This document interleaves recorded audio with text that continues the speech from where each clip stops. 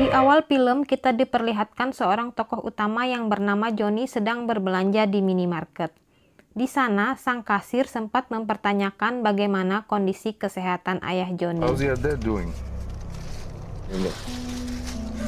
Setelah Johnny selesai berbelanja, tiba-tiba dia dihadang gerombolan kelompok geng yang tidak senang dengan keberadaan Johnny di kawasan tersebut. Mereka kelompok pembuli dan juga rasis. Mereka menabrak dan juga menghajar Johnny hingga babak belur. Sang ketua geng yang bernama Dick memperingati Johnny agar jangan lagi menginjakkan kaki di kawasan tersebut. Johnny pulang dalam keadaan babak belur sambil menenteng perangkat komputernya yang rusak setelah dibanting Dick.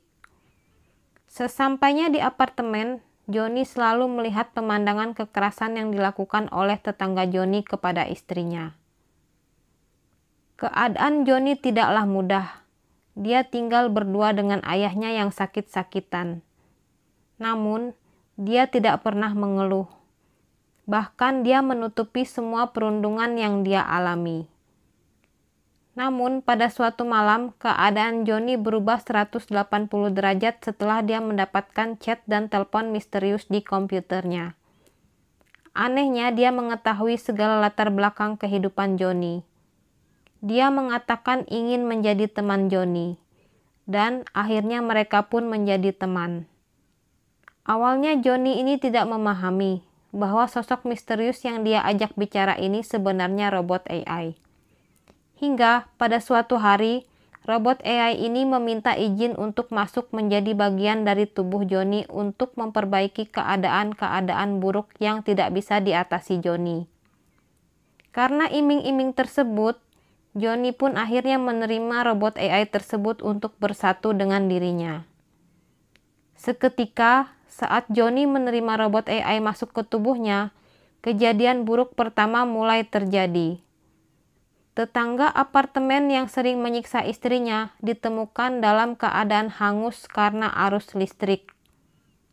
Sang istri pun hanya bisa keheranan melihat sang suaminya dan meminta bantuan Johnny. Di keesokan hari, saat Johnny tidak sengaja melintas di depan kelompok geng pembuli, dia dicegat oleh Drake. Lalu, mulailah terjadi kekerasan seperti saat dulu ia dibully di depan minimarket. Tapi hari ini Johnny terlihat lebih berani, karena dia sadar kalau dirinya sudah memiliki kekuatan listrik yang berada di tubuhnya. Saat Drake menghina Johnny dengan kata-kata yang merendahkan, robot AI yang ada di dalam tubuh Johnny pun membantu Johnny dengan mengeluarkan sengatan listrik hingga membuat tubuh Drake terbakar. Johnny tersenyum puas, seakan-akan dia baru saja menegakkan dua keadilan di 2 hari belakangan ini. Dia tidak lagi menjadi korban bully, dan dia juga tidak perlu lagi melihat tetangga apartemennya yang selalu mengalami kekerasan. Hari ini Johnny pulang dengan bahagia, makan malam dan bermain catur bersama ayahnya. Yang tidak Johnny pahami di sini adalah robot AI yang bersemayam di tubuhnya juga bisa membaca pikiran dan melihat apa yang juga dilihat oleh Johnny. Robot AI merasa terganggu dengan rasa sakit yang ditanggung ayah Johnny, sehingga robot AI ingin menyelesaikan rasa sakit yang mendera ayah Johnny. Tentu saja Johnny tidak setuju dengan apa yang dikatakan robot AI tersebut. Karena penolakan Johnny, robot AI pun menjadi marah. Dengan sigap, Johnny membawa ayahnya keluar dari kamar apartemennya. Namun, arus listrik terus mengejar mereka berdua. Sampai saat arus listrik sudah mendekati, Johnny memohon kepada robot AI untuk tidak mencelakai ayahnya. Lalu mereka pun sepakat dengan syarat Johnny harus mengganti dengan orang jahat yang lain untuk dimusnahkan. Scene beralih di mana Johnny dibawa menggunakan mobil van menuju pos jaga 37. Sesampainya di sana, Johnny yang baru saja dibuka matanya langsung dihadapkan kepada kepala lab penguji yaitu Dr. Wright. Di ruangan itu Johnny diobservasi. Johnny yang tidak terima diikat dan diperlakukan tidak manusiawi pun melawan dan meludah ke wajah Dr. Wright. Karena tingkahnya, Johnny pun dikirim ke blok 10. Di sanalah Johnny dikenalkan dengan penghuni blok 10 yang lain, di mana mereka adalah Alma, Emma, Rene, dan Sammy. Kemudian Johnny dibawa ke lab untuk menyaksikan eksperimen terhadap korban kejut listrik malam itu. Di sana ada Sammy yang sudah terbaring di ranjang kejut listrik. Dengan membuat reseptor target di otak untuk mengekstrak sensasi rasa takut dan mengolahnya menjadi gas. Sammy sangat ketakutan karena sebentar lagi ia akan mengalami penyiksaan yang membuatnya kembali teringat momen-momen paling traumatis di dalam hidupnya. Sammy ini memiliki trauma ketakutan mengemudi. Semua berawal dari rencana jahat Sammy dan kekasihnya yang bernama Harry, yang membuat Harry meninggalkan Sammy. Di malam itu Sammy berkeliling kota sendirian dengan kebingungan. Pikirannya kalut, disetelnya musik metal, namun tiba-tiba radio berganti sendiri. Lalu tidak lama mobilnya mogok di pinggir jalan yang gelap. Diteleponnya Harry, namun sayangnya tidak dijawab oleh Harry. Saat dia menutup kap mobil, tiba-tiba setelah dicoba menstarter, akhirnya mobil berhasil jalan. Namun saat mobil dijalankan, tiba-tiba dari arah belakang muncullah sosok yang sangat misterius dan mengerikan, hingga membuat Sammy mengalami kecelakaan tunggal. Lalu scene kembali ke waktu sebelum kejadian di malam sebelumnya, di mana Sammy dan Harry memiliki rencana jahat untuk merampok kasir toko yang pulang di malam hari. Awalnya Harry ragu untuk melakukannya, tapi Sammy pun menjanjikan tidak ada yang terluka. Akhirnya Harry pun setuju melakukan hal tersebut. Harry mencoba menakut-nakuti Pak Kasir. Akan tetapi Harry gagal untuk merampas uang milik Pak Kasir. Akhirnya Harry mengurungkan niatnya. Karena kejadian tersebut, Sammy menjadi marah. Lalu dengan gelap mata Sammy kemudian tancap gas dan melajukan mobilnya ke arah Pak Kasir. Dan seketika Pak Kasir pun menjadi korban kebrutalan Sammy. Dan scene kembali ke masa saat Sammy mengalami kecelakaan. Dan bagasi pun terbuka. Di sanalah terdapat tubuh Pak Kasir disimpan oleh Sammy. Kembali ke masa sekarang, Sammy kejang-kejang di dalam lab Dr. Wright. Rupanya ingatan tentang kejadian mengerikan dulu menghasilkan energi yang sangat dibutuhkan oleh Dr. Wright. Dengan kekuatan maksimal, Dr. Wright terus menekan tombol agar alat kejut terus menyetrum kepala Sammy. Saat dihadapkan pada kenyataan tersebut, Johnny tidak kuat melihatnya. Lalu, secara tidak sengaja, Johnny kembali memicu robot AI yang dulu untuk kembali. Saat itu Dr. Wright tidak menyadari kalau Johnny memiliki kelebihan yang tidak dimiliki oleh tahanan lainnya. Dengan emosi, Dr. Wright menyuruh bodyguard-nya untuk mengeluarkan Sammy dari lab-nya. Dari blok 10, saat semuanya tertidur, tiba-tiba mereka dikejutkan oleh teriakan salah seorang tahanan yang bernama Emma. Ini kerap terjadi pada tahanan yang telah rutin menerima eksperimen kejut otak, sehingga menimbulkan ketakutan akan trauma di masa lalu. Seperti yang terjadi pada Emma. Akibat eksperimen tersebut, otaknya semakin menyusut. Emma kembali teringat saat malam suram yang mencekam. Di sana diceritakan Emma adalah seorang guru di sekolah menengah pertama. Di malam itu, dia tengah disibukkan dengan rutinitas menulis nilai siswa. Sambil berteleponan dengan suaminya, yang terpaksa tidak bisa pulang lagi ke rumah karena lembur. Saat hendak tidur, tiba-tiba Emma mendapat panggilan misterius, dan pintu rumah pun diketuk. Lalu Emma turun untuk membuka, namun saat pintu dibuka, tidak ada siapapun di luar. Lalu, dari dalam Emma dikejutkan dengan teror lemparan batu yang bertuliskan Guru Genit. Saat Emma masuk ke kamar, tiba-tiba ada 3 remaja yang sudah berada di kamar. Mereka adalah Bray, Grady, dan Isaac. Ketiga remaja ini adalah anak dari Spencer, selingkuhan Emma. Ketiga remaja ini ingin membuat perhitungan dengan Emma karena sudah menggoda ayah mereka dan merusak keutuhan keluarga mereka. Emma yang dihadapkan pada kenyataan tersebut hanya bisa meminta maaf.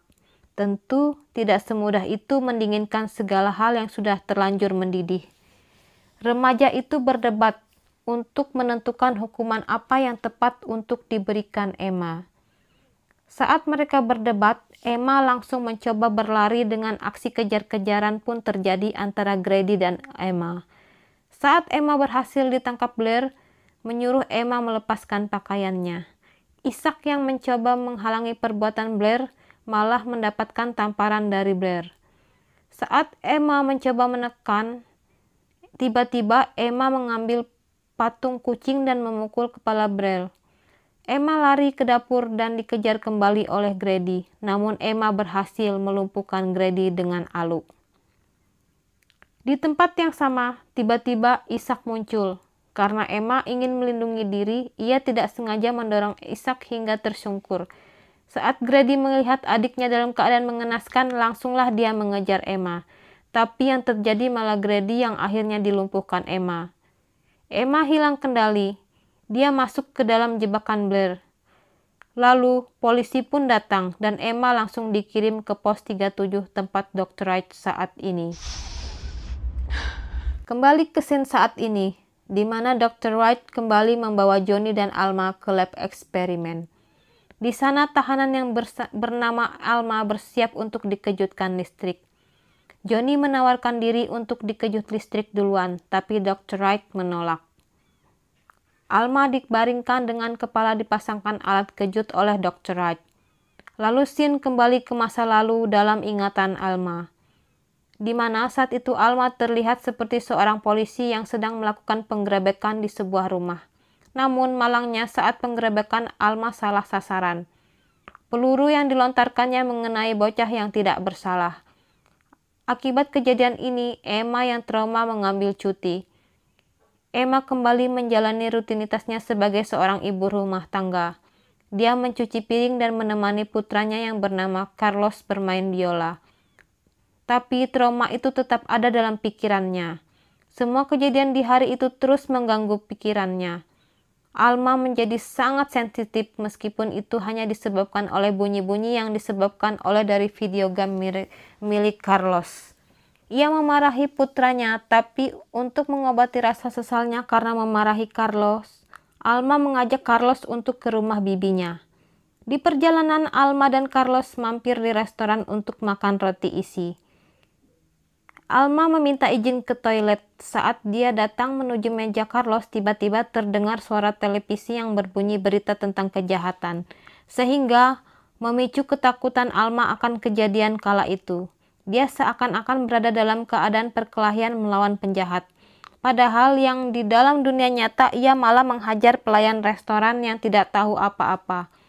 Beruntung saat itu ada polisi yang juga tengah makan, sehingga nyawa pelayan restoran bisa diselamatkan. Sehingga kejadian itulah yang juga membawa Alma ke hadapan Dr. Wright. Di malam hari, saat di blok 10 sebelum tertidur, teman samping rajang Johnny tiba-tiba mengoceh. Dia ingin mengajak Johnny ngobrol dengan maksud bertukar informasi. Dia adalah Rene, seorang arsitek sekaligus wanita karir yang sukses. Di hari itu, terlihat Rene sedang mewawancarai salah seorang pelamar di kantornya. Bukannya mendengarkan pria ini mempresentasikan pengalamannya, Rene malah fokus pada bentuk gigi, mulut, dan rahang dari Tuan McNary ini. Setelah Tuan McNary keluar, tiba-tiba telepon berdering. Ternyata ini telepon dari Tuan Boucher yang tidak lain adalah ayah dari Rene. Saat itu ayahnya marah-marah karena hasil desain rancangan Rene gagal total.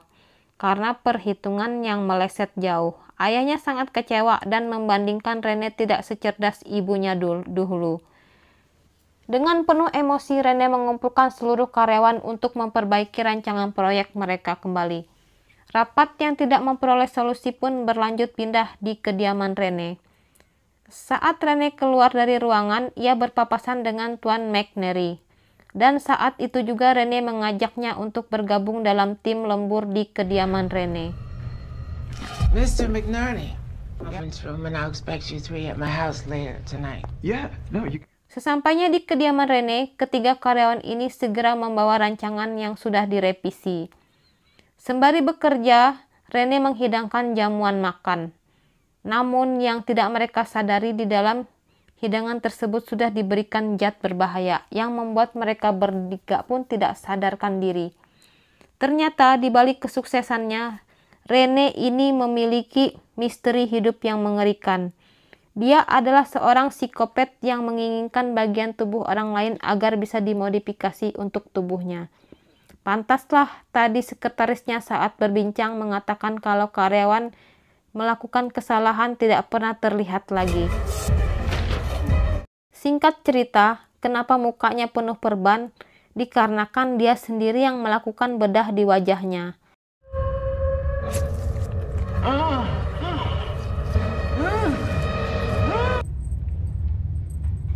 Cerita Rene diakhiri dengan Johnny yang muntah karena jijik mendengarkannya.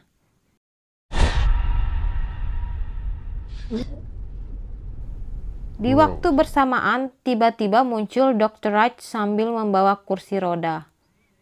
Dia bermaksud untuk menjemput Johnny agar masuk ke lab eksperimen. Johnny pun disetrum agar tidak melawan. Tanpa berlama-lama, kepala Johnny langsung dipasangkan alat kejut. Johnny berteriak memanggil robot AI yang dulu. Tahanan lain hanya bisa menatap sambil merasa iba. Saat alat dihidupkan, malah arus membalik ke tubuh Dr. Wright. Saat Dr. Wright berhasil dilumpuhkan, Johnny menyuruh seluruh tahanan keluar untuk menyelamatkan diri. Tetapi bodyguard mengejar mereka berlima. Akhirnya mereka membawa Dr. Wright ke ruangan tempat hasil gas yang sudah diekstrak dari otak tahanan. Johnny memiliki rencana untuk memusnahkan Dr. Wright bersama hasil eksperimen dengan melemparkan kembali robot AI yang selama ini di dalam tubuh Johnny agar berpindah ke tubuh Dr. Wright. Saat bodyguard ingin menyelamatkan Dr. Wright, tiba-tiba mereka berlima menyemprotkan ruangan itu dengan gas dan meledakkan bangunan melalui telepati Johnny dengan robot AI yang ada di tubuh Dr. Wright. Dan film pun selesai.